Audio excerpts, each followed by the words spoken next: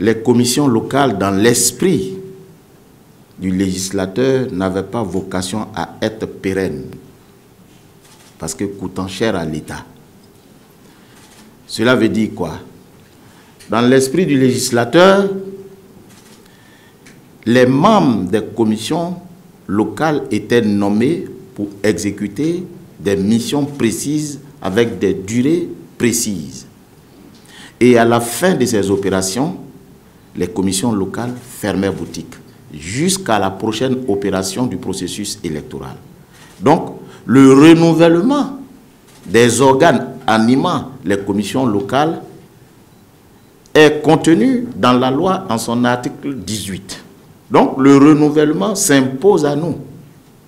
Non pas parce que la Cour africaine des droits de l'homme l'a prescrit dans sa décision, mais parce que la loi portant composition de la commission électorale indépendante le prescrit. Le déséquilibre dont il est question n'est pas le fait de quelqu'un, c'est le fait de la loi. Parce que les personnes ou le bureau qui a été mis en place est un bureau qui est consécutif à une élection. Tous les bureaux qui ont été mis en place sont mis à la suite d'une élection des partis membres de la commission électorale indépendante. Mais c'est les règles de la démocratie. Étant entendu que celui qui gagne, c'est celui qui a le plus de suffrages. Et ce sont les règles. Chaque parti politique s'est fait fort de mériter d'avoir le suffrage le plus important. Et c'est ce qui s'est passé. Aucun bureau n'a été installé sans élection. Et les règles de l'élection, c'est aussi ça, de supporter les résultats.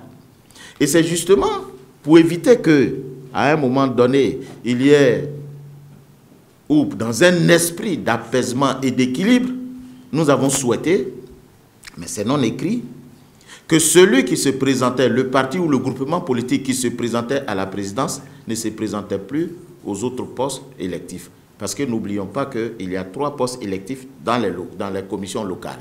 Il y a la présidence, la vice-présidence et le secrétariat. Donc si tel parti politique s'est présenté au groupement politique, s'est présenté à la présidence, ce groupement ou ce parti politique ne se présente plus à la vice-présidence pour permettre aux autres de participer.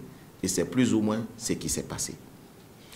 Troisièmement, votre inquiétude n'a pas à se faire parce que le président d'une commission locale n'a pas plus de droits que les autres membres. Parce que l'organe qui décide dans une commission locale, c'est l'assemblée des membres. Ce n'est pas le bureau, encore moins le président.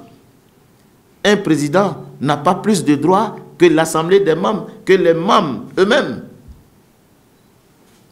Je me suis évertué à le dire aux partis politiques, mais ils ont tous l'impression que présider une commission électorale locale donne plus de droits. Non, pas du tout. Tout se décide par la délibération de l'Assemblée des membres. Et lesquels membres sont au nombre de 7, et avec la dernière modification, ils seront au nombre de 8. Donc vous comprenez qu'il n'y a pas matière. Mais dans tous les cas, le renouvellement se fera à la fin de l'opération du contentieux.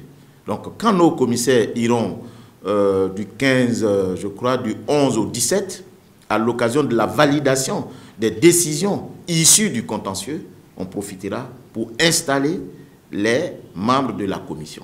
Donc nous allons le faire comme la décision de la Cour africaine le prescrit, mais en exécution de la loi qui porte sur la commission électorale indépendante.